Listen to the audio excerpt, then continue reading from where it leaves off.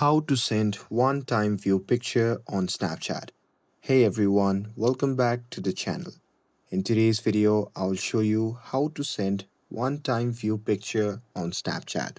So now without further ado, let's get started. So first thing first, open the Snapchat app on your phone and make sure that you're logged in to your account. And now here, once you are inside app, simply tap on the camera button to take a photo or hold it to record a video.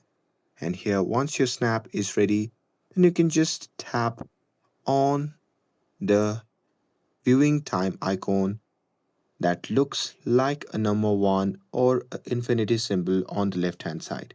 So here, just tap on it, and after that, simply select any number if you want, just don't select it to the infinite.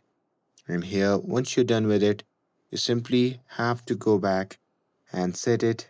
And here, with that, you simply have to tap on send to button at the bottom right.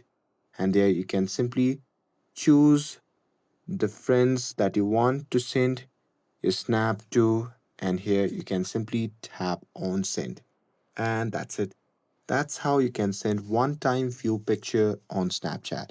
With this, if you found this video helpful, then don't forget to like, share, and subscribe to get updated for more videos. Thanks for watching, and I'll see you in the next video.